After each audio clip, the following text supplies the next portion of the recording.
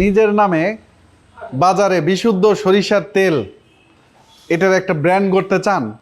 আমরা এই যে মেশিন এখানে রয়েছে, এটা হচ্ছে হীরা তেলের মেশিন।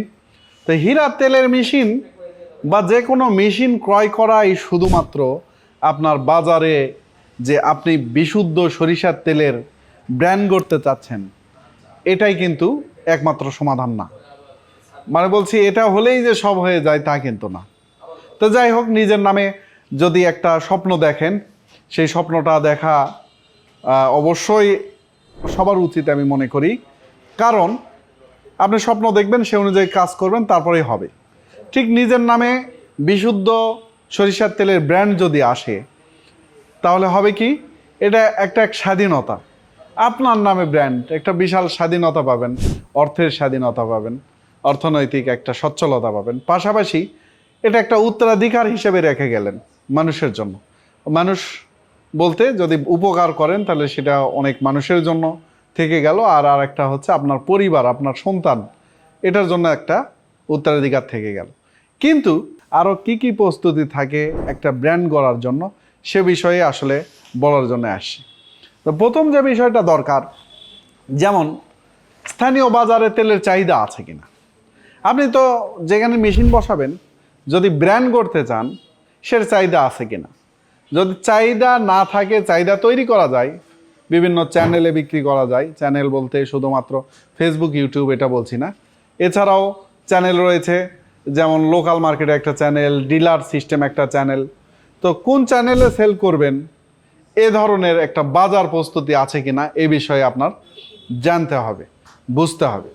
এটা থাকলে, অথবা ভাঙ্গানোরও ব্যবসা করেন, সেটাও একটা আপনার আয়ের উৎস। মানে আপনাকে বুঝতে হবে যে এটা নেওয়ার পর কিভাবে আয় করা যাবে। তারপরে সরিষা বা কাঁচামালের উৎস, অর্থাৎ এটা দিয়ে আপনার বিভিন্ন ধরনের আপনার সরিষা, তারপরে তিল, কালোজিরা, বাদাম, অনেক কিছু তেল হয়। কিন্তু সেই কাঁচামালের উৎস আপনার জানা আছে কি না, কোথায় থেকে নেবেন, কিভাবে করবেন, কাঁচামাল কতটুকু স্টক করবেন। অর্থাৎ আমি বলছি যে শুধু মেশিন নিয়ে ব্যবসা করা এমন যাবে না। আপনি 10 মন, 20 মন, কয়েক টন রাখতে পারেন, কিন্তু আপনার কাঁচামাল তো লাগবে। এটা একটা প্রস্তুতির ব্যাপার আছে। কাঁচামাল কিনতে যদি ভালো লাভবান হন তাহলে আপনি ভালো সফলতা পাবেন, অর্থাৎ লাভ হবে বেশি। আরেকটা বিষয়, সেটা হচ্ছে উৎপাদনের জায়গা। এটা কোথায় করবেন। তেলের মেশিন অনেকে আমরা তো ভিডিও করি, আয় দেখে যে আরে অনেক আয়, তো আমি যা কিনলাম, সারা জীবনের সঞ্চিত অর্থ অথবা কোনো জমি বিক্রি করে চলে আসেন আবেগের বশে। এটা করা যাবে না। আপনাকে এই বিষয়গুলো বুঝতে হবে, তারপরে সেখানে ইনভেস্টমেন্টের ব্যাপার রয়েছে। তো উৎপাদনের জায়গা আপনার ঠিক আছে কিনা, কোথায় যায় রাখবেন, মেশিন কিনে নিয়ে যাচ্ছেন, রাখার জায়গা আছে কিনা, সে দোকান আছে কিনা, নাকি বাসায় করবেন, সেগুলো ঠিক করতে হবে। নেক্সট, সেটা হচ্ছে বিদ্যুৎ অপারেটর। বিদ্যুতের লাইন লাগে, যেমন এটার জন্য 3 ফেসের লাইন যদি থাকে তাহলে তো কোনো অসুবিধাই নাই। আর সিঙ্গেল ফেসের হলে কিলোওয়াট বাড়ায় নিতে হবে। মিনিমাম 10 কিলোওয়াটের যে বোতল ট্রান্সফরমার লাগে, সেই ট্রান্সফরমারটা আপনার রাখতে হবে। অথবা ট্রান্সফরমার ছাড়াও যদি কিলোওয়াট বেশি থাকে, 10 কিলোওয়াট, সেটাও চালানো যেতে পারে। কিন্তু সে বিদ্যুতের লোড নাই, আপনি নিয়ে যাবেন, সেটা এই মেশিন হবে না। আপনাকে কিলোওয়াটের বিদ্যুতের ব্যাপারে জানা লাগবে। আর অপারেটর, আপনি নিজেই চালাবেন নাকি আরেকজন চালাবে, আসলে এটা কে চালাবে। চালানো খুব সহজ, 10 বছরের শিশুও এটা চালাতে পারে, কিন্তু সেই চালাবে কে, এই বিষয়টা আপনাকে বুঝতে হবে। তারপরে বোতল লেবেল প্যাকেজিং, এটা গুরুত্বপূর্ণ বিষয়। বোতল লেবেল প্যাকেজিং করতে যাচ্ছেন মানে বিএসটিআই লাগবে। বিএসটিআইয়ের অনুমোদন আপনার নেওয়া আছে কিনা। আর যদি থাকে, অনুমোদন তো থাকে না, বরং এখান থেকে তেল হওয়ার পর সেটা একটা স্যাম্পল যায় বিএসটিআইয়ের আপনার অফিসে আবেদন করার পর। তার আগেও একটা নাম নির্ধারণ করা লাগে। সেই নাম নির্ধারণ, সেই নামটা আছে কি না, সেটা ডিপিডিটি যে ওয়েবসাইট রয়েছে, অর্থাৎ ট্রেডমার্কের, এটা তারা অ্যাপ্লিকেশন গ্রহণ করে এবং ট্রেডমার্ক নিয়ে কাজ করে। এখানে আপনাকে এটা করতে হবে যে এই জায়গায় আপনার মানে নামটা নির্ধারণ করে, সেই নাম অনুযায়ী ট্রেডমার্কের আবেদন করে তারপরে যেতে হবে আপনার হচ্ছে বিএসটিআই অফিসে। তো ট্রেড লাইসেন্সও লাগবে। তারপরে ট্রেড লাইসেন্স অথবা বিএসটি এর অনুমোদন হয়ে গেলে নেক্সট আপনার যেটা লাগবে সেটা হচ্ছে বোতল করা, প্যাকেজিং করা, লেবেল ডিজাইন করা, এটা লাগবে। তো ব্র্যান্ড করতে এই বিষয়গুলা দরকার।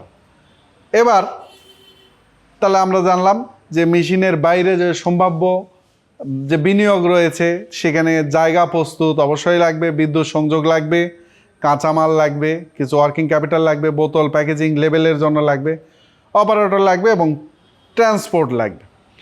আর ট্রেনিং, মেইনটেন্যান্স, সার্ভিস এগুলো আসলে আমাদের হাতে ছেড়ে দেবেন ইনশাল্লাহ। আমরা ট্রেনিং, তারপরে প্রথমে যে সেট করে দেওয়া সেগুলো কেমন করে চালাবেন দেখে আসি। আর এটা সবচেয়ে বড় সুবিধাই এটাই যে ফুল অটো, তো খোল যেমন উপরে তোলে, তারপরে এটার আপনার হচ্ছে ফিল্টার হয় অটো, মানে সব কিছু অটো।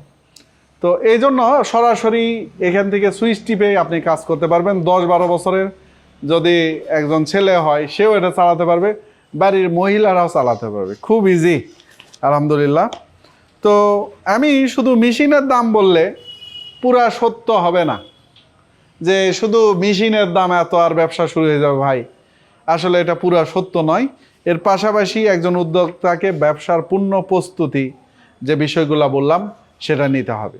তো আজকে লাইভে আসার আমার উদ্দেশ্য ছিল যে আপনাদের প্রকৃত বিষয় জানানো, যে একজন ব্যবসা শুরু করতে যাচ্ছেন, শুধুমাত্র আবেগের বশে সারা জীবনের সঞ্চয় জমি বিক্রি করবেন এটা কিন্তু হবে না। আপনাকে অবশ্যই এই প্রস্তুতিগুলো মানসিকভাবে আপনাকে গড়ে তুলতে হবে ইনশাল্লাহ। তাহলে আপনি ইনশাল্লাহ এক সময় ভালো ব্যবসায়ী হতে পারবেন, ভালো ব্র্যান্ড করতে পারবেন এবং অর্থনৈতিক যে স্বাধীনতা অথবা ভবিষ্যৎ প্রজন্মের জন্য উত্তরাধিকার হিসেবে সন্তানদের জন্য রেখে যেতে চান সেটাও করতে পারবেন। সবাই ভালো থাকবেন। আসসালামু আলাইকুম।